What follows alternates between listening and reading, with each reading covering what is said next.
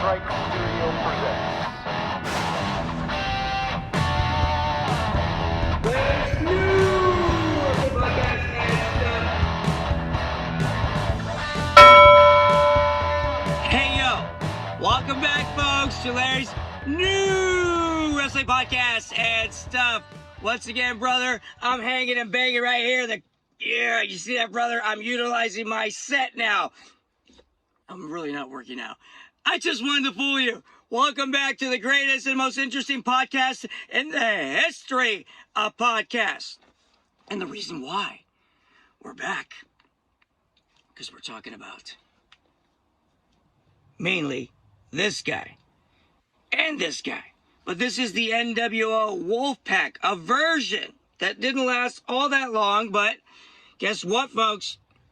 We're talking about the most unique, in my opinion, because I spent a lot of money on these three individuals: Scott Hall, Kevin Nash, and the immortal Hulk, aka Hollywood Hulk Hogan. And folks, today, live on this show, we'll be talking about episode 2 of the Monday Night War Docu-Series from the WWE Network. Once again, folks, we're going to be talking to you about COVID-19 right now. I hope you're staying healthy and happy out there. It's a very difficult time in our world. It's a very difficult time as human beings to understand what we're going through right now. It's a very difficult time in our world because of this very brand new, we had polio. I spoke to an elderly lady the other day because I like talking to old people because they have wisdom. Not because they're just bored, but that was part of the reason she was bored. I was working out around the lake, and I spoke to an 80-year-old woman who was giving me some background on polio and that disease. How that was the pandemic back then.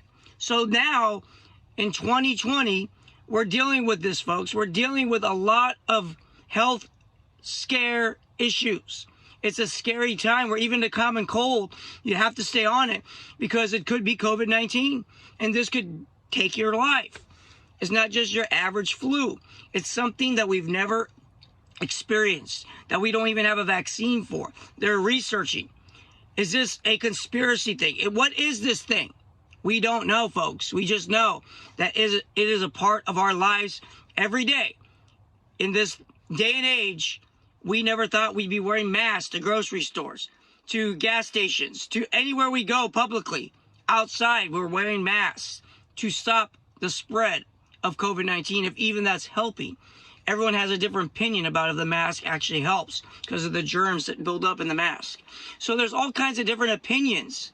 And that's why you're watching Larry's new wrestling podcast and stuff. If I forgot to intro us, that's because I'm so caught up in COVID-19 and so caught up in the fact that baseball is coming back where you can't spit, you can't chew seeds, sunflower seeds, you can't chew tobacco, which is a bad habit anyways.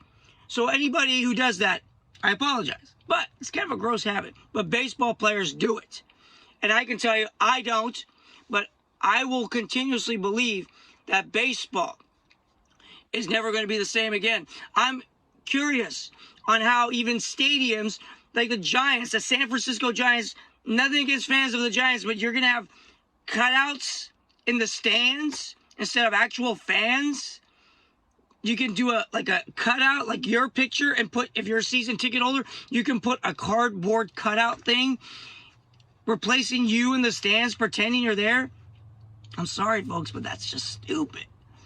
The energy of a game is based on the fans. Why do you think wrestling is not doing well since AEW and WWE? Even WWE got in trouble the other day for having actual people from their production get the virus. Why? Because no one's wearing masks. AEW, I don't know how much they're enforcing, but they're an outdoor environment versus the Performance Center in Orlando is where they hold Monday Night Raw, SmackDown, the major pay-per-views, all from the Orlando location. And Jacksonville, Florida is where AEW is. I do the W because of the fact that it's like the WCW of the 1990s, which we'll be talking about today on Larry's new wrestling podcast and stuff. And folks, what we're going to be talking about today is also that we have changes in the sport of wrestling. Because of this, now it's mandated that you wear masks at the very small venue. Well, it's not small venue, but obviously the Performance Center is where they hold Monday Night Raw, SmackDown. They have to wear a mask in the crowd. And people are allowed to bring their family members and people that they know are associated with WWE to visit. So what if Uncle Joe got it for coming to the show because his daughter's going to be a future wrestler, or his niece should be a future wrestler? I don't know uncles and nieces. I got 2 nephews. That's all I know. All I know is that, folks, we're going to continue to give you this week after week. Please subscribe. Please like our page, our Larry's New Wrestling Podcast and Stuff Facebook page. Instagram, it's at Larry Lawrence Podcast. Twitter, soon to be Twitch TV. We're going to figure that out in a couple weeks. I keep saying it, but we're getting there, folks.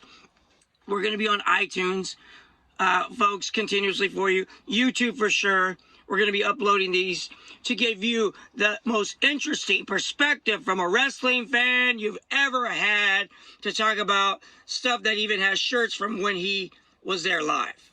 And I can tell you, folks, this is a big part of our show. The realism, not the word fake, which wrestling gets a lot of times. Wrestling fans are the most eccentric and most unique fan base in the history of sports, and AKA entertainment, because that's what truly it is. But I like to call it professional wrestling, because that's what I was introduced to as an 8-year-old, 7-year-old, whatever. Somewhere around there, I loved wrestling. And I can tell you, I've never looked back since, and I always gave it my 112% in high school, even on The Price is Right, in any way, shape, or form. In college, any way I could rep wrestling, I did it. Whether it was through gear or through verbally expressing my passion for the Nature Boy, woo, Ric Flair, calling myself Troy as a performer at the amusement park. My first paid acting job when I was 18, I've spoke about this in the past, I'll tell you, 18 years old, I got to be Troy, a Star Trek alien called Troy. It was a Ferengi. That was the race he was. Or the species. He was a Ferengi, a greedy, womanizing alien. And I turned him into woo. Yes, without the woo. I didn't do it because I didn't want to be Ric Flair. I wanted to be Troy. Where's your gore press platinum? It was a very bad way of an accent with dentured, fake, fang teeth looking things and the butt looking head. Horrible. I know I keep saying I should bring pictures when I do these shows, but you know what? Next time. For now, let's focus on what our subject is today, folks. I'm going to change gears right now. Stay healthy and happy out there. For those of you dealing with health issues, stay away from people. Social distance, immune system. Keep your immune system up. I have a friend out there who's in need of a kidney. I have friends out there who are not doing so well financially. We all have family and friends that are going through this. Let's stay positive, folks, because it is a very difficult time in our world. So before I change gears, I always like to make sure that you know we're doing this podcast for you, to give you something to smile about. Turn your frown upside down. Laughter is the biggest healing medicine, in my opinion. It cures disease. Your attitude, stay positive. That moves mountains. There's so many podcasts out there. You choose to watch us. Thank you for watching us. I don't think I would continue to do this unless I knew there was a really stronger purpose to this show, that maybe I could help someone out there get through these very difficult times. I'm happy to share this show with you. And let's talk about episode 2 of the most infamous group, Kevin Nash, Scott Hall, Hulk Hogan. Started out with 3, and then it ended up being... That was a bad whistle. That's all that was. What it was, folks, a phenomenon that you would never, ever believe. Because the 80s wrestling was great. the late 90s, words cannot describe what these three gentlemen did to revolutionize the sport of professional wrestling, the impact on pop culture in the late 90s, that these three gentlemen, who were the basically founders, which they just celebrated a 24-year anniversary, if I can get it out, 24-year anniversary of the NWO. Now, folks, the reason why, oh, by the way, for life. That was a big deal back in the late 90s, folks. When you were NWO, you were NWO for life. And Scott Hall, when he debuted in May of 96 on Monday Nitro, I was in shock. I was like, what is happening? Because the internet was not around back then. So this was a revolutionary time. And this docu-series called The Monday Night War, which was from 2014, will take us on a journey of the development with even wrestlers who have deceased, who gave interviews about this time, like Dusty Rhodes, American Dream, if you will.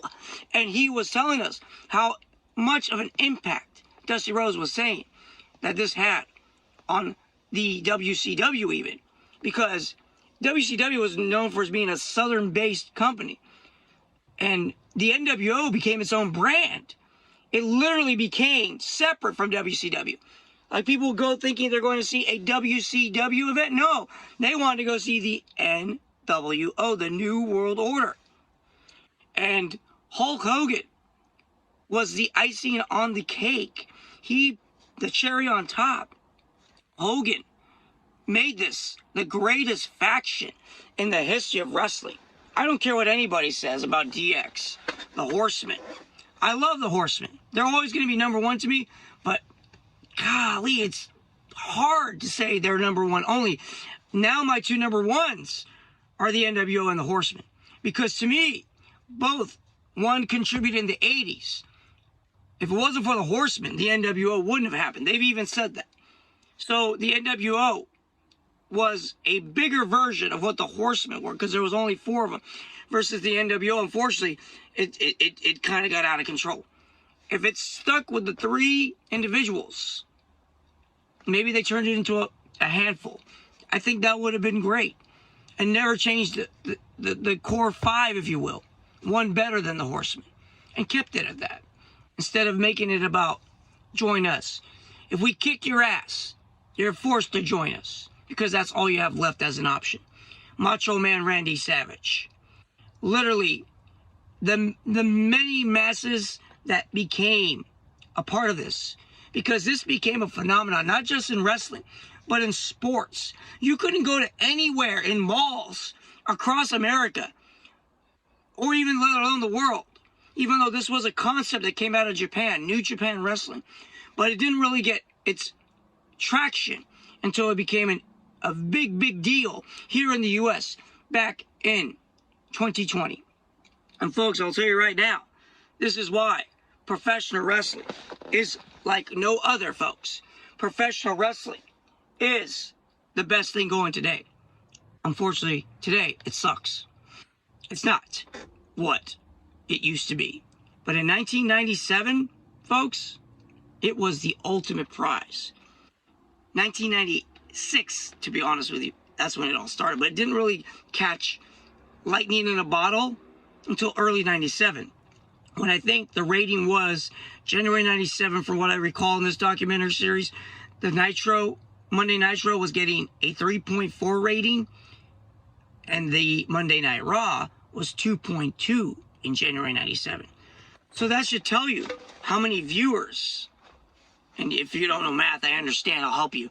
I don't either. That they were kicking their ass. That's all the math you need to know, is that WCW is what I watched. I really didn't care for the WWF product, even though in 96 I was going to events, because my first show was 94. Believe it or not, nobody took me to a live event until I took myself and had my leather jacket stolen at a WCW event in Oakland, which only garnered 2,000 people when Hogan and Flair were the main event. Now, we're talking the 2 biggest names in wrestling. and nobody cared. So that tells you the state of wrestling until the NWO took over. And I went to a pay-per-view called Super Brawl at the Oakland Coliseum. Not a seat to be had. And the crowd was screaming NWO. And that was when I knew. Actually, it was more at Halloween Havoc 96 when I took myself to Vegas. Not even 21 yet, okay? Took myself to Vegas with my friends on a plane. I did this all. I booked it all. I got the tickets. I booked it all and brought some friends with me. And I even left my Great America job. And they told me you're not going to get hired again. And plus, I had already burned a lot of bridges, I felt, because of my unique, eccentric character. Long story. I left. I didn't care about the threat. I didn't care that they were telling me I'm not allowed to come back, folks. That's how die-hard I was. That's how committed I was to enjoying. Not committed with a straitjacket, but committed to professional wrestling in 96. I went to Vegas, underage, and ran around the casino with a camera. Yes, I said a camera, not a cell phone. A camera taking pictures of wrestlers all over the arena. Or all over, it was the MGM Grand, and the arena was in the same area. I was there at that hotel, stuck like glue, trying to find everyone. Even Ric Flair came out of a bathroom, and he took a picture with a girl who stopped him for me. But she asked me, what are you waiting for? I said, him. I should have just gone to the bathroom. Why didn't I follow Ric Flair to the pisser? I was scared. I waited outside for him. Didn't want to see his... Woo! Anyways, all I know is that we're here live at Living Color, reminiscing, accepting that this was the hottest time in professional wrestling. You couldn't touch it. Every single shirt, NWO, everywhere, New World Order. It's either say NWO. Folks, this was the bad guys becoming the good guys. The thing that Stone Cold Steve Austin would become. The anti-hero. This is what Hogan... And let's go back to Bash at the Beach. The premier summer pay-per-view. I mean, you're talking about Scott Hall. Let's go to Monday Nitro in May. When Scott Hall debuts, calling himself nothing. I thought it was Razor Ramon. And he was going to start a war. Because he says, you know who I am. And then it fast forwards a little bit week after week to he says he's bringing someone else. All of a sudden, we get a guy in a ball cap who's Big Daddy Cool Diesel, Kevin Nash. And you're like thinking to yourself, wait a minute. Diesel and Razor, it's got to be coming. It's going to be like a WrestleMania, the WWF versus WCW, Starrcade versus WrestleMania. It's coming. Finally, all these years, I've been going through the NWA, WCW, and the World Wrestling Federation. I finally get everyone I watched on one show. Whoa. I was wrong. The world was wrong because they thought it too. We all believed it because they had us fooled. What happened was Kevin Nash and Scott Hall took guaranteed contracts, even bigger because there was a competition for them because they were Diesel and Razor.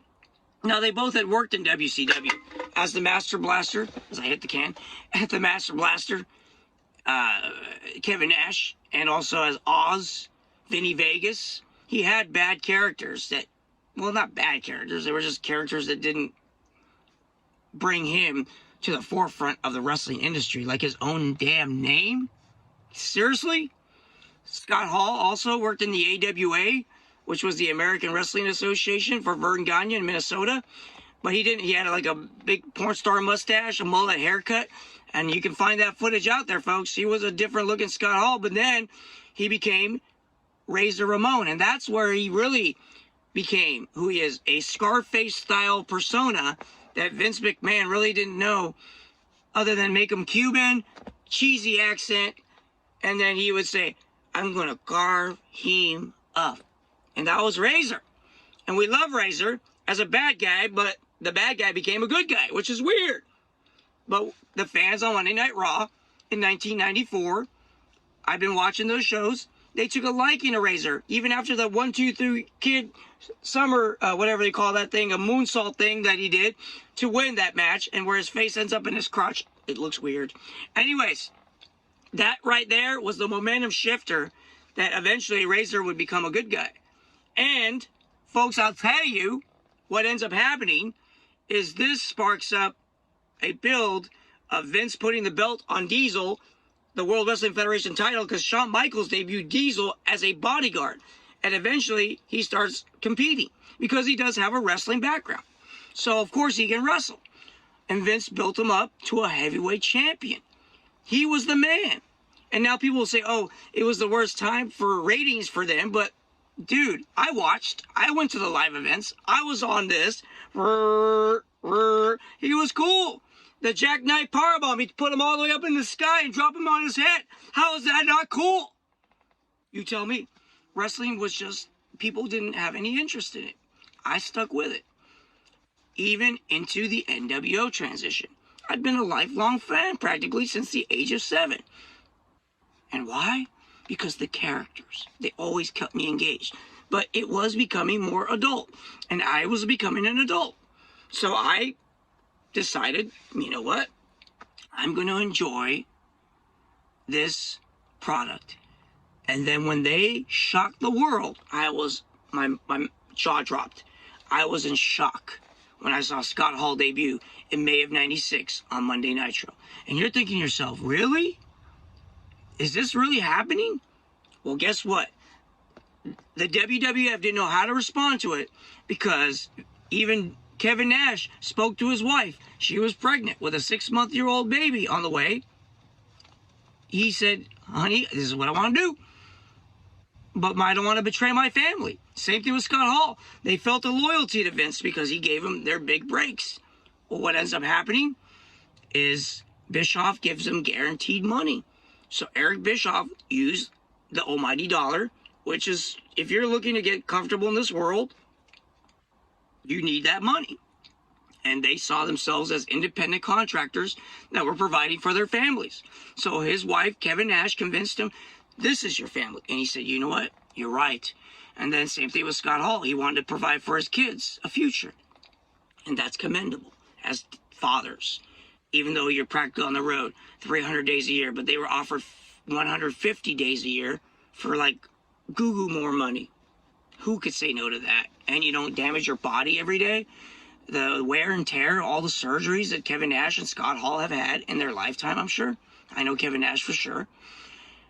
I can tell you, folks, that each one made the decision, and it changed our lives forever. When I say our lives, the wrestling fan, because we tuned in week after week to the Monday Night Wars, that this documentary series is going to take us through a journey of interesting transition in wrestling, where even the most famous name in professional wrestling, if you think about the name Hulk Hogan, even if you don't watch wrestling, you say Hulk Hogan, you know it's that thing that Hogan does.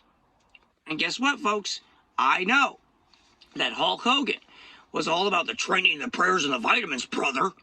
And I used to do that same training. And folks, I'm going to flex my bicep. As you can see, it didn't work. But for me, folks, what I did, though, is I played every sport you can think of. Football, basketball, track. Yes, I said football, by the way. I got hit in the head a few times. What did I just say? Anyways, we're going to continue to focus on the fact that it motivated me. That we're doing things because of maybe influence, maybe motivation. I wrestled in high school, and the kid asked me when I was, I'm going to tell you right now, someone asked me, why are you doing this? And I'm pretending I'm running, going through that motion again. If you're on iTunes, I'm running. Anyways, with my fist pumping, okay? So anyways, the whole point, I stopped pumping him. So the whole point is that a kid asked me, why are you wrestling? He was cocky. I said, I'm doing it for Hulkamania. And they laughed. But guess what? It's true. I love wrestling. And I will always love wrestling till the day I die. And my grandfather introduced me into it, and he was murdered. And you know what? That guy, that man, that pilot, that crop duster from Iraq was so passionate about professional wrestling that when someone spit on somebody else, he was like, oof, oof, oof, oof, which is crazy, which is an Arabic way of saying, what the fuck? Exactly. So, I'm trying to keep the censor so every kid can watch this show, folks. My friends, everyone is welcome to tune in. Please subscribe. Go to iTunes, subscribe. Tell your friends to like us, share it. because we really want to build this, folks. We want to build it for you. We want to build it for the NWO fans out there that know that Larry's new wrestling podcast and stuff is something to watch or listen to or ignore. Your choice. And I'll tell you right now, the NWO was a choice. Either you're with us or you're against us. That's what Eric Bischoff says, who's the guy who initially gets his ass whooped by the NWO, by Kevin Nash and Scott Hall. They came and they picked on him. Announcers were running scared for their lives. Bobby the Brain Heenan, who is now part of WCW for a couple years, was reaping the rewards of jumping ship from WWF. And I don't know why Vince McMahon never kept Bobby the Brain Heenan. Even though this show isn't about him, Bobby the Brain Heenan is one of the most unique managers, a.k.a. voices, a.k.a. announcer in the history of wrestling. And why would you let such a funny talent go? Guaranteed contract. And that's what Bobby the Brain Heenan received from WCW. Mean Gene Okerlund, one of the greatest announcers, who could improv like nobody's business and not just look pretty in front of camera. Nothing against who, the current interviewers of today. All I can say is this, folks. I know that Hulk Hogan turning heel and becoming Hollywood Hogan after saying no to Eric Bischoff and finally saying, you know what, after watching Kevin Nash, I guess he was not on TV for a while due to injury. And so basically this Monday night thing built up without his being physically there at Monday Nitro. And he says, you know what, I should come back. And I should come back now with a different twist. And he came back July 96 at Bash at the Beach. Who's the mystery third man? There was a 6-man tag. Sting. It was supposed to be Sting, actually, the third man, which we find out in this documentary. But it ends up being, and it wouldn't have been the same because he's a WCW guy, but this was like WWF guys coming in. I would have supported the Sting version too, but the fact is, because I was a huge Sting fan, I would have been shocked too. Just like, because they're both from Venice Beach, they both were good guys. When Hogan drops the leg on the Macho Man Randy Savage in that 6-man tag, and the arena pops with trash, with screaming, with shock, it was like you could see the reaction of the crowd. Like no one expected this. Hogan turning into a bad guy, I was tripping. I was like, whoa! Am I watching the right pay-per-view? Dude, it was a trip and a half. I will never forget it. And I was smiling from ear to ear because I was like, this is the craziest stuff I've ever seen in my life. No pun on my show. But anyways, the whole point is that Ric Flair, who was the known bad guy, even when a good guy, was now Hulk Hogan? Are you serious? Like my two favorites of all time have both been a good guy and a bad guy? This was wild to me. So I jumped on it, dude. I was buying the merch. Hello. I was into it. Every single week I tuned in to see what was next. And I'll tell you right now that I didn't stop watching. Every week, Monday Nitro. And I did watch Raw, but I was more drawn to Nitro and WCW. I invested my money in them. I stopped going to WWF shows. It was crazy. I just wasn't into it. The product. The Bret Harts, I loved. The Stone Cold, I didn't really get into as much, but DX was there. I didn't get into so much. So it was like, the only one, Bret Hart, Shawn Michaels. And then when Shawn Michaels went, suck it, I don't know. I just kept watching Nitro, man. It was my favorite show. I loved it. And some people say the opposite. They love the Attitude Era, which we'll talk about on the next episode. That's the next episode of this docu-series. So let's not jump ahead. Let's focus on what the NWO did. In this docu-series episode 2, we focus on the fact that the NWO members had everybody fooled, that they even got the WWF to say on their own TV, because they kept saying WWF on WCW television. Like they were acknowledging the fact that they have competition. That was unheard of. Eric Bischoff on the last show, on the last documentary, he was starting to reveal like the finishes for Monday Night Raw. He was doing things that are not known in wrestling. He was cheating, but he was getting the ratings. He was getting people watching his show. Okay? He was playing dirty. Like Ric Flair would say, I'm the dirtiest player in the game. So Eric Bischoff said, you know what? Vince, Ted Turner's giving me a chance to bury you. Because remember in that last documentary episode, Ted Turner's interviewed and he says, I just want to kick Vince McMahon's butt. With a southern accent. That was a bad southern accent. So anyone from the South, I apologize. That was the best I could do for a guy from California. Whatever. It's my show. And I tell you right now, you're tuning in on iTunes. You're tuning in on YouTube, Podbean. Folks, please tell your friends about our show. We need your assistance. That's the way I'm going to say it. We need your assistance in getting our show out there to the masses. If you like something, subscribe and make a comment. Say, Larry, why do you always do this? Larry, why do you always do that? Tell me, please. We want to hear from you, the fan, the consumer.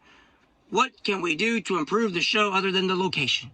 Because the actual content to me is good. I think that we will be bringing you these interviews next month. Yes, I said interviews. It's coming, folks. I promise you. We do have people lined up for a Zoom call. We're not going to give you any more. It's called a teaser. And I'm not going to do a Bischoff because I'm not trying to destroy my show. You see what I'm saying? I'm not competing against myself. So, whatever. You can wait because it's coming, folks. We're going to be doing this for you week after week, month after month, along with other productions from Lightning Strike Studios. We're going to give you the best that we can during these very difficult times in our world. But let's wrap it up soon because I'll tell you, the NWO revolutionizes the sport in the late 90s. Week after week, month after month, year after year for 2 years. And how did they do it? By even creating so much chaos at the Disney MGM studios where they do their show that 911 was called by the local resident people saying that there's a huge, crazy brawl going on backstage, that wrestlers were getting really hurt and people were, it was believable, folks. It was so real that the WCW even signed Kevin Nash and Scott Hall to bigger contracts because, and Hogan obviously, because they kept thinking that they were going to jump, and they kept saying week after week that they were going to be back in WWF TV. But Jim Ross kept saying Kevin Nash, or he kept saying Diesel and Razor are coming. He never said Kevin Nash and Scott Hall. And then they debuted a fake Kevin Nash and a fake Scott Hall character gimmick, where basically you see Glenn Jacobs, who ended up becoming Kane eventually. He was Isaac Yankem. He had all kinds of gimmicks. The mayor of Knoxville, Tennessee. That was another bad southern accent. He is the fake Diesel. And I forget who the fake Razor was because obviously it doesn't matter. That was Dwayne Johnson. Anyways, but the main point is that Kevin Nash couldn't believe it. Scott Hall couldn't believe it. They're like, really? You guys are promoting us to be back? And it ends up being these fake characters, but they inked them. They just went along. They're like, no, we're not jumping shit. But the creative didn't believe them because it was a competition. So whatever they did to make sure that they kept them at Ted Turner's company, they gave them good money. Millions. Let's just be blunt. It was probably millions. And they revolutionized the sport for 2 years in the ratings. WCW opened a can of whoop ass. And you see where I'm going with this? Yes, until that guy shows up. And I'll tell you right now, the Monday Night War episode is coming up on episode 3. So we're going to see how this unfolds with WWF getting edgier and basically taking back supremacy, rating supremacy eventually, folks, from Monday Nitro, because the NWO just really didn't do it right. They kept bringing in more people. If they kick Randy Savage's ass, maybe eventually Randy Savage will become a part of it. But WCW guys were getting frustrated. Jericho's like slamming the chair against the rail, against the basically the ring post, and he's slamming it on the ring post because he's just like, F this, I'm sick of this. You can tell it's real frustration. The NWO is just really, that's all they talk about. They could have a great cruiserweight match, Jericho, but eventually the NWO disrupts it, and WCW just became non-existent. That they even had their own pay-per-view, NWO Takeover. Eventually, the WCW became WCW/NWO, whatever pay-per-view. I'm telling you, man, this was not a very, very small period in wrestling, folks. What we have now versus what we had in the late 90s, it's like day and night, man. It's like you wouldn't believe how, like right now, if it was Monday, I'm counting the minutes, seconds, hours to the next Nitro. And eventually I would start flip-flopping when the Monday Night War built. Because I was curious as well on what the WWF was going to do to retaliate. And they did. And trust me, I stuck with the WCW for a long time. But eventually I had no choice when they got bought out. And I went back and I started watching theirs again continuously. And obviously because there was no other, they basically lost. WCW lost the Monday Night War. But we're going to discuss this, folks. It's really a great docu-series showing you how competition made wrestling so cool.